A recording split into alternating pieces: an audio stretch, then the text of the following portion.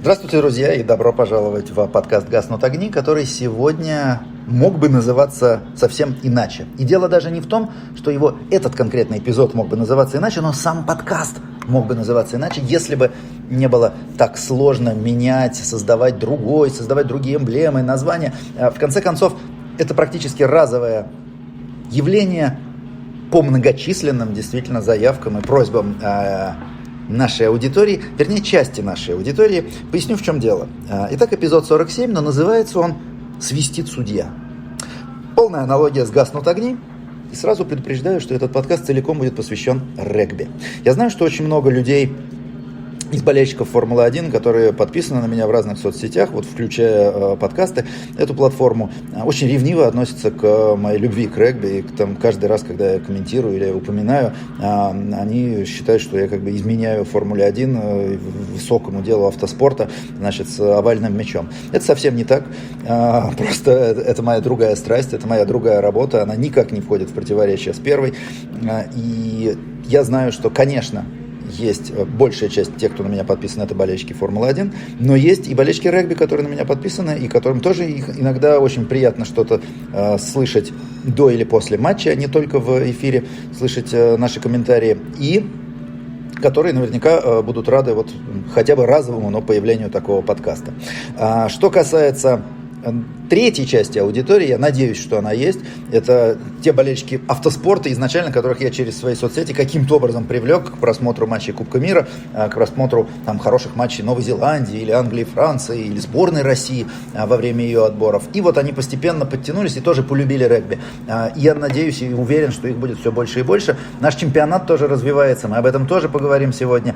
И я думаю, что стоит самим прийти несколько раз на трибуны, как вы увидите, и полюбите тоже этот вид спорта. Итак, если кто-то не переваривает совершенно эту игру, то сразу я вас призываю переключиться, выключить. Ничего страшного не случится. Начиная со следующего выпуска мы вернемся к теме автоспорта и будем дальше и оставаться верными. Но сейчас очень много событий, в том числе телевизионных, у нас было в регбийном мире.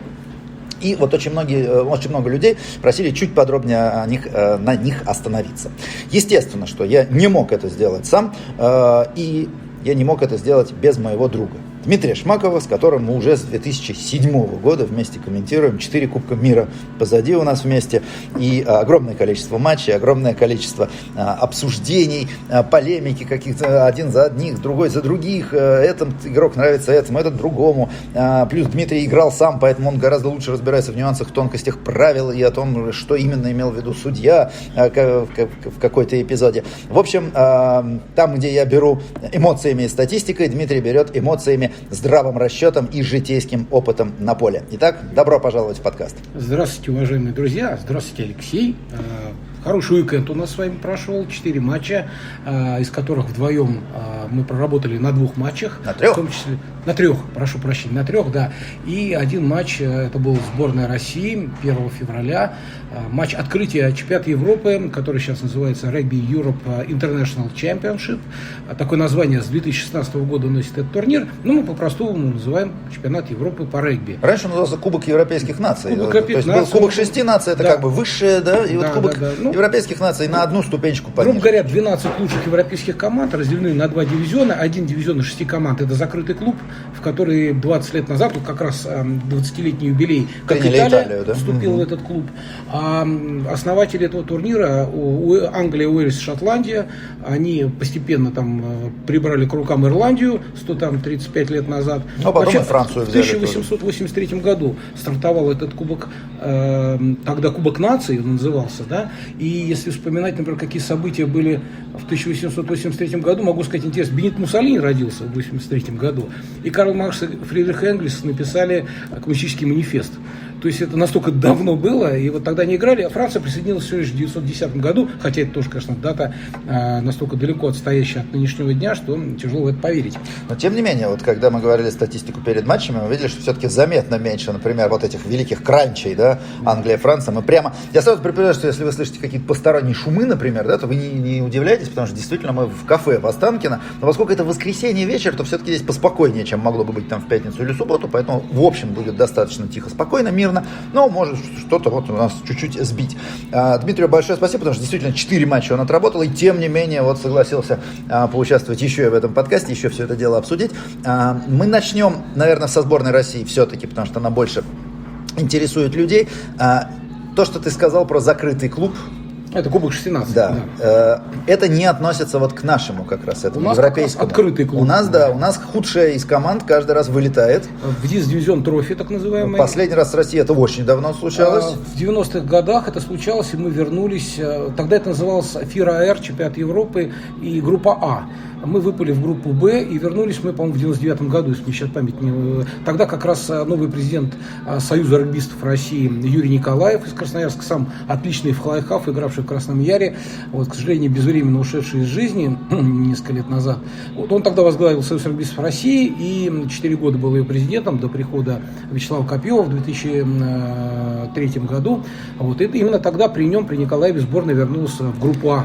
С тех пор не вылетало, будем надеяться, что этого и не произойдет. Хотя вот первую игру мы проиграли испанцам, чего, честно говоря, не ждали. Ну, это мы сейчас обсудим. Я просто еще хотел сказать, что вот вылететь-то вниз можно из этого дивизиона, а вот подняться наверх, к сожалению, нельзя. Потому что Португалии удалось. Нет, я имею в виду подняться наверх в 6 наций. Потому что вот туда приняли Италию, и она, кроме единичных каких-то успехов, за все это время, в принципе, ничего не добивалась. И вот даже сейчас начали и опять проиграли. А вот дальше...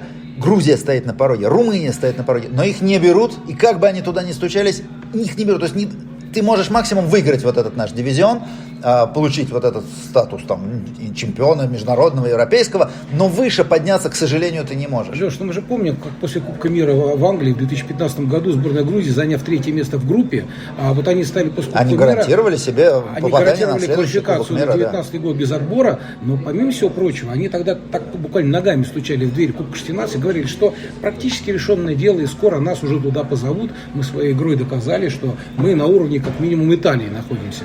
Но все оказалось не совсем так, и вот этот закрытый джентльменский клуб, в котором находятся вот эти 6 наций, он, по-моему, сейчас не спешит расширяться. И грузины могут мечтать, румыны так сильно о своих мечтах не говорят, что не то хотят попасть. В основном это грузинский опломб такой. Но интересно, что сейчас пошли как раз слухи о том, что они собираются, возможно, через несколько лет рассматривать заявки со стороны, вы сейчас не поверите, те, кто следит за миром регби, ЮАР, Япония и Фиджи. Но Япония, ладно, она действительно подняла, сейчас провела Кубок мира успешно, они очень сильно сыграли. Фиджи всегда традиционно поставляют огромное количество игроков в Европу. Да, они далеко от Европы, но это можно было понять. Но ЮАР трехкратный чемпион мира, а главное, это команда, которая играет в другом конкурирующем. Южной полушарии. Да, они играют это как раз Новой Зеландией, с Австралией и с Аргентиной, которую приняли после того Кубка мира 2007 года. Но это Южная полушарие. То есть те не стали делать полностью закрытый клуб, они все-таки расширились. Здесь старушка Европа, а там Южная полушарие. Интересно, если ЮАР действительно, будут ли они играть и там, или же... я мало верю в это. Я тоже мало верю в это. Наверное, надо больше обращать внимание на то, что совсем буквально на днях прошло заседание там в одного из комитетов World Rugby, где участвовал, кстати, наш Кирилл Кулемин, который возглавляет Федерации отдел международных связей, если не помню, директор по международному сотрудничеству. И вот там обсуждается вопрос создания лиги клубной, которая будет под Кубком 6 наций. Такой турнир, где может быть такое развитие, не знаю. Во-первых, в этом году у нас стартует впервые задуманный Федерацией регби России клубный. Но об этом мы поговорим чуть позже. Об этом мы поговорим чуть позже. Сначала давай все-таки вернемся к нашей сборной. Еще раз, значит, подняться наверх. Итак, возвращаемся к нашей сборной. Вот наш турнир. Значит, отбор на Кубка мира только один раз. И это тот турнир, который непосредственно перед Кубком мира, то есть это там ближе к 23-му году сейчас будет. То есть то, что мы видим сейчас, в 2020 году, то, что пройдет вот в ближайшие 7 недель, первые матчи позади, осталось 4, это самодостаточный турнир. И по большому счету есть только престиж от победы в нем. Звание чемпиона Европы, прежде всего. Хорошо. И медальный зачет, серебро, бронза, да. Я так понимаю, что Грузия с Румынией по-любому борются за золото между собой. Потенциально. Значит, мы можем побороться за бронзу. Но так как Грузия вчера обыграла Румынию и крепко обыграла, с хорошим счетом, можем предполагать, что как минимум грузины уже заявку на золото сделали. Вопрос, наверное... Потому что больше соперников у них нет. Ну, нет. Мы у них выиграть не сможем. Мы не выиграем, испанцы нет. По такой нет. игре, которую мы видели и против российской все. сборной... Остаются Португалия и Бельгия, которые тоже у Грузии тоже не не выиграли. потянут. Португалия это свежая команда, тоже она как она известная команда. Мы играли с ней многократно на протяжении многих лет, но сейчас она вернулась из того дивизиона трофи, более нижнего, да, обновленная, с французским наставником, очень таким деловым тренером, поэтому Португал еще попьют. Но мы знаем, что французов лишних, скажем так, не заигранных за свою сборную, очень любят заявлять те же испанцы, что мы и видели, собственно, в эту субботу. Очень любят делать это бельгийцы, их соседи. Я так понимаю, что португальцы тоже набрали французов. В различных лигах французского чемпионата играют много португальцев. Но это не наш путь, мы не будем так делать. У нас пока нет возможности это делать, потому что у нас есть всего 2 игрока в России, которые играют за рубежом. Это в Гренобле играет Остриков и в США Морозов. Я имею в виду вот так взять и каких-нибудь французов за себя заиграть, не заигранных у себя. Леша, а сейчас не имеет получится. Это смысл? Смотри, вообще? раньше нужно было 3 года мариновать игрока в внутреннем чемпионате, сейчас это увеличилось до 5 лет. 5 лет проиграть в чемпионате России, чтобы получить право играть за сборную России, при учете еще нескольких факторов, которые должны сложиться, это бабушки и дедушки, к примеру, да, незаигранность за другую национальную сборную. Вряд ли мы сейчас такие варианты... Хорошо, а своими силами мы можем выиграть этот турнир? Вот что мы должны сделать? Нет, в этом году мы уже проиграли Испании. Вот выиграть этот турнир, вот что? Что даже проиграв сделать? Испании, мы можем выиграть оставшиеся 4 матча и выиграть этот турнир, к примеру. Да? Мы понимаем, что с Бельгией и Португалией мы поборемся, но... С Грузией и Румынией мы должны побороться со всеми. Это понятно. У нас просто так сложился календарь, что у нас идут сначала команды, 3 доступные команды, а потом 3 команды, с которыми мы должны разбираться, обыгрывать. Это Испания, Португалия, Испания, Бельгия, Португалия последовательно. А вот уже потом на закуску Румыния и Грузия. Что не получилось на Фиште тогда? Потому что блестящий стадион, впервые, олимпийский стадион, да, прекрасный. Не 40 тысяч, но под 10 тысяч там пришло людей в Сочи поболеть за сборную. Под 9 тысяч. Хорошая погода, да. 2 хорошие попытки Гайсин заносит. Но получаем 5 от испанцев. Если разбирать матч по косточкам, по минутам, давайте так, дебют за нами. Мы неплохо играли до 35 или 6 минуты, до момента передачи на перехват, которую Гайсин как раз, он как герой матча и антигерой в каком-то моменте, да, но это случается со многими, да, такие варианты. И, там 2 причем было от них попытки-то, одна силовая, да? Одна силовая, сразу и вторая ушам, что значит врезали вот этой попыткой с перехватом. Ушли на перерыв, уже проигрывая. Очень обидная попытка всегда, потому что вот этот игрок сборной Испании пролетел с своей половины поля, пробежал 11 номер и очень не смогли у ребят ничего сделать. Что дальше не получилось? Не получился, наверное, второй тайм, потому что пытались сопротивляться, пытались какие-то установки тренерские выполнять, но в открытой игре уступили испанцам. Что такое в открытой игре? То есть установка такая была, насколько я понимаю, мяч на своей половине, удар ногой, перевод игры на половину поля соперника. А нужно было играть руками. Вот то, что сделал Гайсин во второй попытке, когда он оказался на позиции внутреннего центра веера, да, и Юра Кушнарев стал на 10-го номера, вот как раз его сольный проход показал, что если играть руками, то можно обыгрывать испанцев. Вот испанцы тоже сильны в игре на руках. Но Гайсин, который не обладает ни габаритами, да, он обладает светлой головой, видением флайхава и желанием бегать и играть. Вот он это сделал. Почему не получилось это сделать другим ребятам, да, почему это не получилось, скажем, у наших вингеров, там, да, и у Голосницкого, и у Давыдова, да, вот так вот поактивнее поиграть, не знаю. В общем-то, сборная прошла хороший подготовительный период, были на сборах в ЮАР. 2 матча с Шаркс. Конечно, с Шаркс сыграли там, да, уже состав накатан, посмотрели, что выбили травмы, да, 5 игроков, да, и дисквалифицированный Валера Морозов, который получил в чемпионшипе 6 недель дисквалификации, конечно, это сказалось, потому что Морозов первая линия, дальше Готовцев первая линия, это давление. Гаджиев третья линия. Гаджиев, который... борьба в раках. Да, дальше Богдан Федотко сломал руку, вот как ни кстати, вторая линия, он на Кубке мира запомнился игрой наверху абсолютно неплохой. Вот эти все факторы, они, наверное, это не оправдание. Это просто констатация факта, что хорошо, 2 следующих матча. Смотри, в ближайшие выходные мы играем на выезде, но с Бельгией, что надеемся, все-таки мы сможем их одолеть. Бельгия и потом Португалии, да. Да, и потом, через 3 недели как раз мы играем, там неделя паузы будет, и потом играем в Калининграде. То есть сначала Сочи, потом Калининград, 2 домашних стадиона, 2 стадиона Кубка мира. Вот эти два матча мы выиграем, сможем выиграть? Леш, да я верю... прогнозы дело неблагодарное. Хочу верить, что мы выиграем и у румын. Вот я не хочу замахиваться на сборную Грузии, потому что наше отрицательное сальдо в матчах с грузинами, оно ведет отсчет с 1992 года. Мы не выигрывали у Грузии. У нас была ничья одна. И, насколько я вспоминаю, единственная победа в официальных матчах над Грузией была на чемпионате Европы Ю-18 юниоров 90-91 года рождения, который еще в сборной играет. Станислав Сельский, Денис Ипликевич, когда играет, тот же Щербань, да, вот они тогда под руководством тренера Андрея Черевичного смогли обыграть, по-моему, 11-10 грузин на чемпионате Европы. Это была единственная победа над Грузией. К сожалению, Грузия уехала на паровозе совершенно в другую область развития регби, и мы ее догоняем. Им еще помогает тот факт, что огромное количество их игроков, в основном нападающих, играет в очень серьезных чемпионатах, в основном во Франции. Во Франции. Да? Но это же ты говоришь, что наших только двое играет вот сейчас на высоком Конечно. уровне. Валера Морозов в Silk Sharks играет в Англии, в Гренобле французском играет Остриков. Да? Мне очень приятно, что это оба зеленоградских регбистов, да? Потому что в сборной... Твоя школа лично.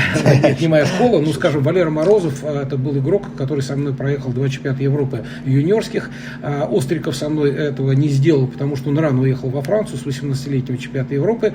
Вася Артемьев, который сам... Был в Нортхэмптоне. Да, сам handmade man, он тоже через сборную юниоров не проходил. Вот. Но Голосницкий зато проходил через юниорскую сборную, тоже зеленоградский игрок. Это я все хвалю зеленоградскую. Это я уже понял. Нет, а если по делу, вот тот факт, что их всего двое за границей, это прискорбно, Леш. Ну, то есть... так сказать, обычно говорят, зато свой чемпионат, там все лучшие дома играют. То есть ты бы хотел, чтобы в идеале они бы уезжали побольше людей? Я бы хотел, чтобы у нас ситуация сложилась так, чтобы наши игроки были востребованы в европейских чемпионатах. Для этого их должны заметить в сборной. Для этого их должны заметить. Мало того, эти игроки должны еще иметь желание и честолюбие, наверное, какую-то мотивацию для того, чтобы уехать и попробовать свои силы на европейском уровне. А, к сожалению, мне, как кажется, многих игроков сейчас устраивает все, что происходит в клубных зарплатах, там, условиях, и для этого не стоит уезжать. Ну, о клубах мы чуть-чуть попозже поговорим. Хорошо, значит, с нами мы поняли, мы верим в победу над Бельгией, мы надеемся на победу над Португалией, и ты даже немного веришь в победу над Румынией. По крайней мере, надеешься. Потому что нам с румынами иногда играть легче, например, чем с Грузией. Вот, это мое мнение. То есть сохраняем оптимизм, несмотря вот на это поражение от Испании. Да.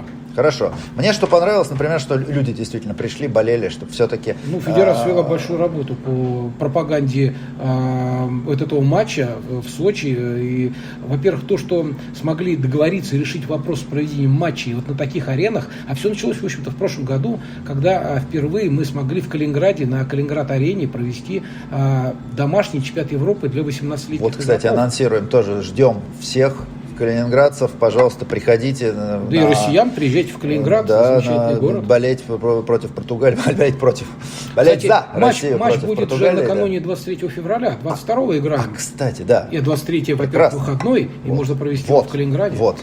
И еще один момент, если кто-то из наших слушателей сейчас в Бельгии, допустим, находится и проживает, или будет на следующей неделе, вот, пожалуйста, можете прийти. Я думаю, что в Бельгии не очень популярен этот вид спорта, и там не будет гигантского количества людей на трибунах, которые будут болеть за своих, поэтому каждый наш человек, который будет на трибуне, который будет болеть за Россию, он может помочь нашим ребятам. Если еще флаг возьмет, будет абсолютно. То есть вот в Бельгии продолжаем болеть. Хорошо, это про нашу сборную. Теперь 6 наций. Это серьезное событие в мире регби. В южном полушарии одновременно супер-регби клубное стартовало. Мы не будем подробно здесь на нем останавливаться сейчас. Мы остановимся на том, что сами показываем и пропагандируем. Вот у нас прошел первый тур, прошли 3 матча.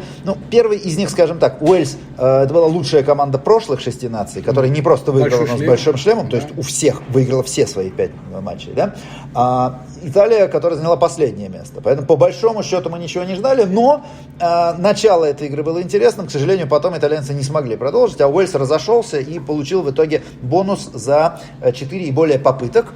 То есть, если кто-то не в курсе, то в общий зачет идет 4 очка за победу. И еще 1 очко можно набрать, если ты занес 4 попытки. Или если ты проиграл, допустим, но меньше, чем в 7 очков разницы в матче, то ты тоже получаешь очко. Это то, что двое, кстати, сделали из 3 матчей, в 2 так и получилось. А люди набрали бонус за поражение. Уэльс...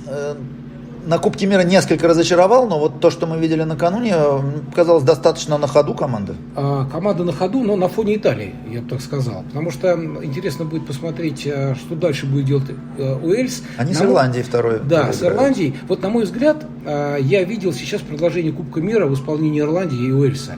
Я не увидел новизны в их действиях. Ирландия, она как замороженная такая в янтаре застывшая команда, которая имела огромное количество бонусов перед Кубком мира, которую возводили на пьедестал за победу над All Blacks предварительно в тест-матчах, да, мы помним.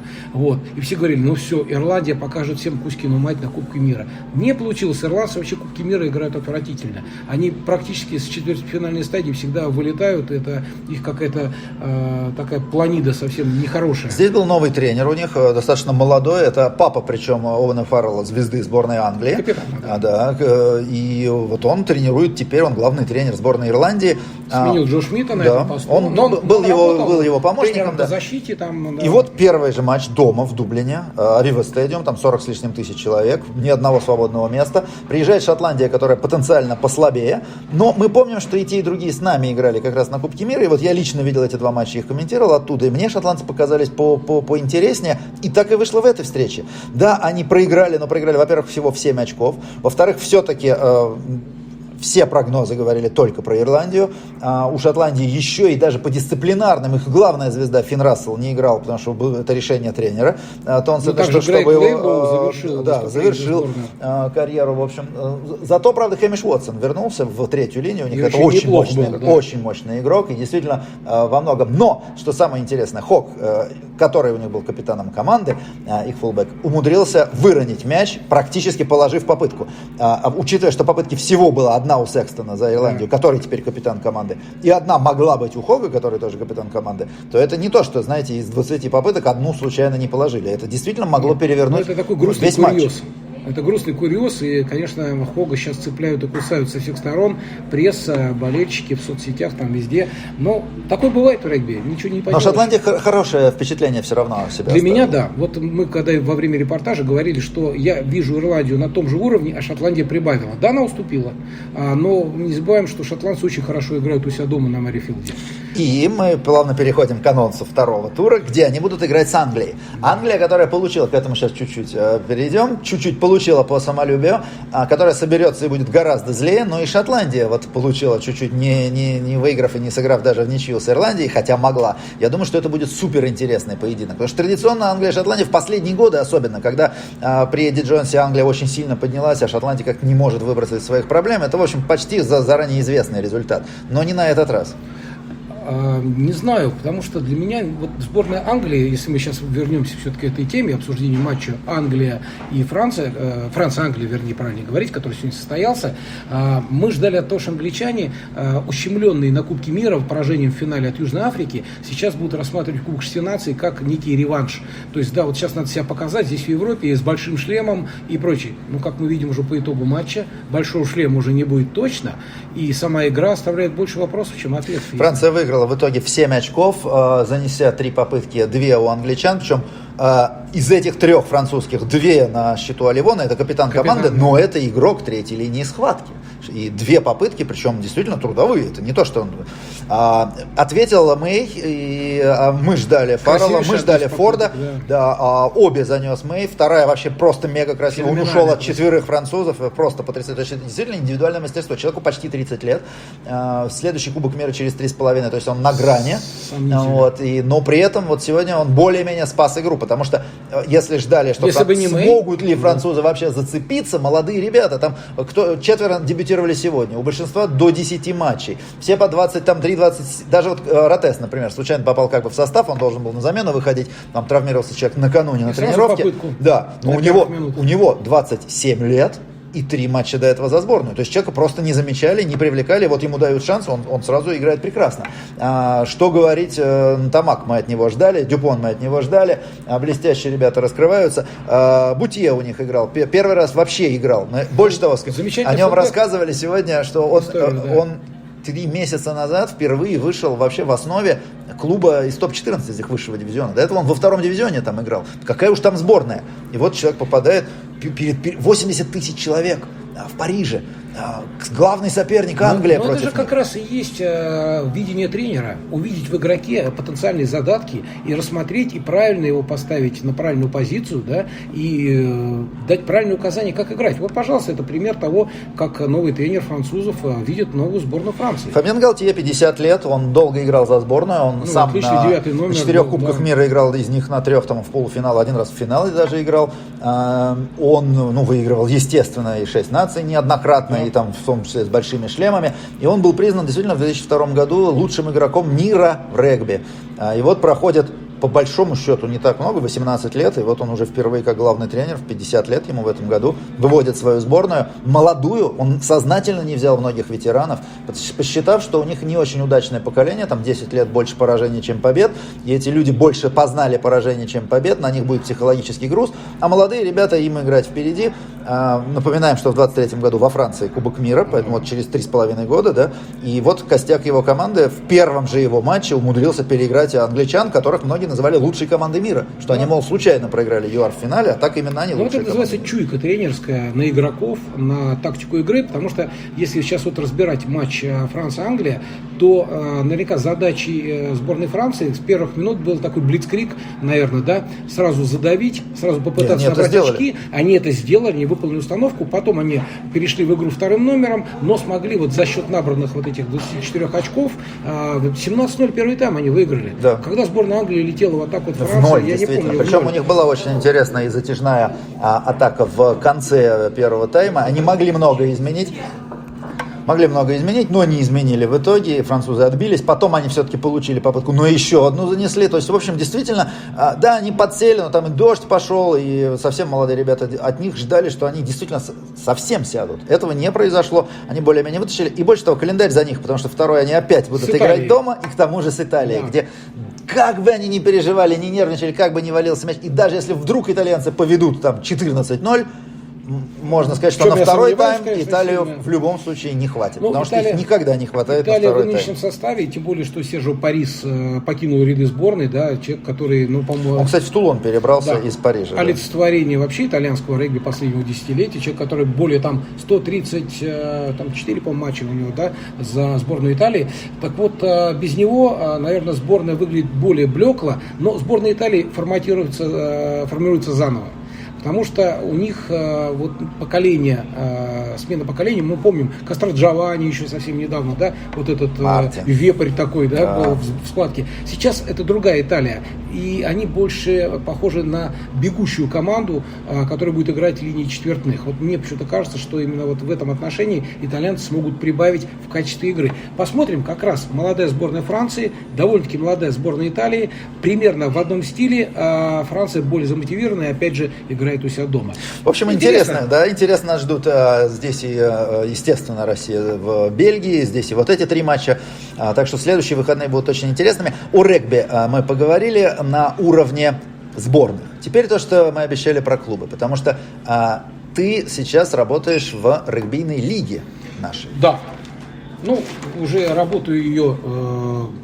Сейчас дело в том, что форматируется новый чемпионат России, у нас увеличивается количество клубов в чемпионате. До 10 добавляется московский ЦСКА клуб, который недавно совсем сформировал. Артемьева взял. Который подписал Василий Артемьев, капитана сборной, который, в принципе, уже возраст. Василий у нас 87-го года рождения, да, с берегов Красноярского Енисея вернулся сюда на родину и будет помогать ЦСКА, не только как своим именем, да, как капитан сборной. ЦСКА где будут играть? На филях? На Славе? Не могу пока сказать, Леш, не знаю, где они будут играть. В Москве, на Славе нет. В Москве на Славе нет. На Славе конечно. только Слава играет. На Славе играет Слава. Тем более сейчас реконструкция Славы идет полным ходом. Я недавно видел фотографии раздевалок. Это просто конфета. Это красота такая, в красно-желтых цветах, сделана по последним всем стандартам. В общем, там здорово. Слава преображается. Я думаю, сейчас закончат. Бронзу взяли, медали. После 11 лет подряд не были в медалях чемпионата России. Вот в прошлом году на 3-м месте. Так вот, да, значит, ЦСКА, кто? и Казань еще. Казанская Стрела. Да, тоже Казанская Стрела активно активно идет сейчас на рынке игроков, прям там скупают всех, кого можно. И вот я знаю, что Денис Кукишев, кстати, очень неплохой 10-й номер из ВО Подмосковья, подписался с ними на следующий сезон. Вообще, Денис такой неплохой парень, играл за сборную. Ребята из ЮАР тоже берут, насколько я понимаю. Берут из ЮАР и прочее. Посмотрим, до старта чемпионата еще до апреля месяца время есть. Сейчас трансферное окно еще открыто, еще какие-то будут изменения. Мы знаем, например, что Андрей Гарбузов, например, после 20-летнего выступления за Красный Яр перебрался в Монино, да, это тоже интересно. Кстати, я видел, что ВВА тоже активно, да, набрали много во-первых, народу. ВВА возглавил сейчас команду, Павел Барановский, да, мы все знаем, кто такой Павел Барановский, сам в прошлом игрок из сборной Монина, такой исконный такой монинец, игрок, который неплохо играл за сборную, а потом как тренер дважды приводил сначала женскую сборную, мужскую, а потом женскую к званию чемпиона Европы по регби-7. То есть опыт у Паши там навалом, глаза горят, там сменилось вообще руководство, практически все в Монино. Посмотрим, как клуб, который не выпадал из тройки на протяжении многих лет, а в своем бэкграунде имеет многократное звание чемпионов СССР по регби, да, это еще в те времена, когда там играли великие Володя Бобров, Игорь Миронов, когда команду тренировал Евгений Антонов. То есть наследие команды ВВА имени Гагарина, как она раньше называлась, оно огромное. Итак, значит, Слава и ВВА – это люди, команды, на которые мы можем всегда положиться. ЦСКА и Казань – это уверенные дебюты с достаточно сильными Не забываем коллективами. Локомотив Пензенский, который дебютировал в прошлом году в своем новом составе, под новым руководством нового тренера Александра Янюшкина, известного игрока тоже. Еще как. Который сейчас, кстати, еще взвалил на себя ношу как исполняющий обязанности главного тренера сборной России по регби-7 мужской. Не знаю, как Саша все это будет тянуть. Надо возвращаться в мировую серию, да? Сейчас только девчонки наши играют. Причем они хорошо играют, они 7-6 места вот регулярно. 7-6, но мы хотим видеть их как минимум в тройке. Для нас, как для перфекционистов, 7 место это провал практически. Это понятно, но, да, поэтому парни-то... ребята, к сожалению, вылетели из мировой серии. Кстати, чтобы теперь вернуться туда, ведь в мировой серии теперь придуман еще один турнир, челлендж, который предшествует попаданию в мировую серию. Поэтому там немножко этап один лишний появился. Но посмотрим. Я думаю, что федерация задумала неплохую мысль сделать из семерочной сборной такую же, как франшизу, да, которая будет катать именно семерку. Насколько это получится, не знаю, посмотрим. Планов там громадье. Мы не поговорили еще о каких командах. У нас, во-первых, два красноярских. Булава, понятно. Булава тоже реорганизована. Будет реорганизована, по последним сведениям. Во-первых, в руководство Ростовской Федерации регби, там, я не помню, как-то в совет федерации или в правление вошел Станислав Дружинин, генеральный директор федерации, кстати, правление Федерации регби России. И я думаю, что с его помощью Ростовская регби, в которой входит Таганрог, да, Федерация регби Ростовской области, они смогут, наверное, как-то заново перезагрузиться и стартануть по-новому. Вот, восьмерка плюс два, естественно, наших гранда с берегов Енисея. Да, но не забываем еще Новокузнецкий Металлург. Но это уже 11 команд. Нет, почему? Это 6-я команда чемпионата в этом сезоне. Давайте. Енисей, Красный Яр, Слава, ВВА, ЦСКА, Казань. ВВА, Металлург, Локомотив, ЦСКА и Казань. Вот 8 команд. А кого-то мы упустили еще. У нас 10 команд. Краснодар, наверное, да? Краснодар, у нас? да. Команда, которая до недавнего времени называлась Кубань, теперь называется Богатыри.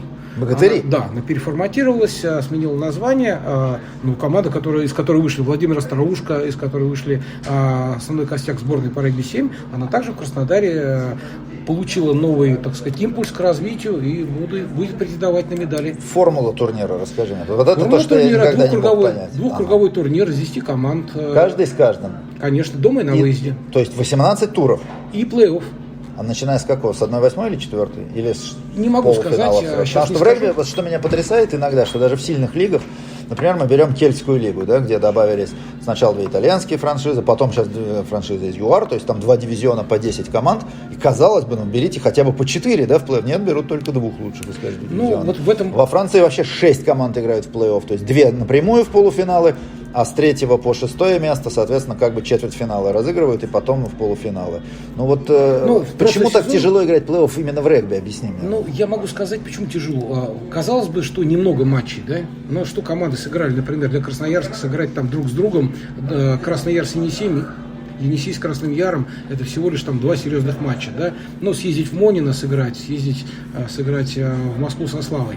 Но конец сезона, ведь игроки же еще, ладно, вот в прошлом году игроки сборной были выключены из чемпионата России и готовились к Кубку мира. А в следующем сезоне уже не будет Кубка мира, все будут играть в чемпионате. Количество матчей будет ровно таким же, как и в прошлом году.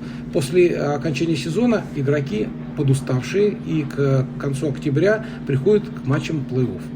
Ну, здесь уже есть усталость от матчей сборной, потому что будут игроки уезжать на международные там турниры, которые World Rugby проводит. Да. Семерочник все равно будут таскать на свои соревнования. Добавилась еще пляжка, добавилось еще снежное регби, которое, конечно, на профессионалов из пятнашки не влияет. Но вот плей-оффы в прошлом году начинались с 1/4. Я думаю, что примерно так же будет и в следующем сезоне. Но сейчас календарь как раз утрясает. Совсем недавно было совещание с руководителями команд, где как раз схема и прочего обсуждалось. Чуть позже это все будет уже выложено в открытый доступ и будет понятен полностью календарь. Ну, в общем, даже если, друзья мои, вы не попали на сборную каким-то образом, то у нас будет огромное количество внутренних матчей. И если вы более-менее живете в тех регионах, которые Дмитрий перечислил, то милости просим на трибуны. Это раз. А во-вторых, Леш, хочу сказать, что федерация прилагает огромное количество усилий для того, чтобы команды играли на хороших стадионах. Потому что мы все знаем, что стадион, например, в Новокузнецке, стадион под названием регби, но я его как 30 лет назад помню, этот стадион, так он не сильно изменился. Сейчас ведется работа о том, чтобы команда, может быть, играла на другом стадионе. То же самое для команды Таганрог. То же самое «Стрела», понятно, в Казани, когда президентом федерации является премьер-министр Татарстана Алексей Валерьевич Песошин, да, то уж понятно, что команда будет иметь все, что нужно.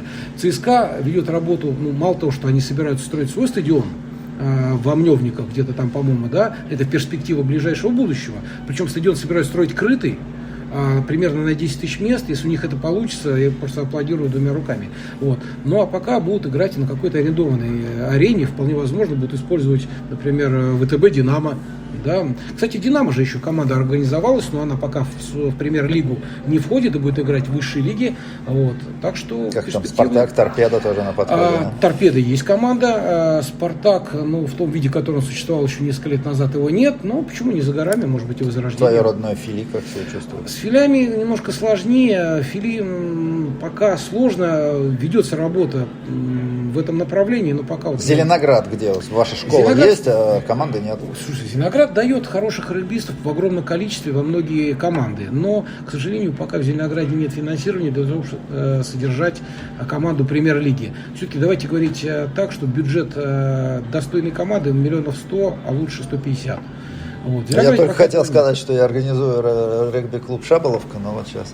Ну, мы можем с тобой организовать, среди, так сказать, и поиграть как некогда. Мы даже если 100 миллионов копеек, я думаю, не сможем набрать в виде бюджета. Нет. Конечно, эти бюджеты не идут в сравнении с футбольными, скажем так, да, но для регби это все-таки большие деньги. И вот они как раз, бюджет там 150 миллионов позволяет содержать команду и даже приглашать игроков из-за рубежа, может быть, не самого высокого уровня, но добротных. Вот. Поэтому ну что, как-то так.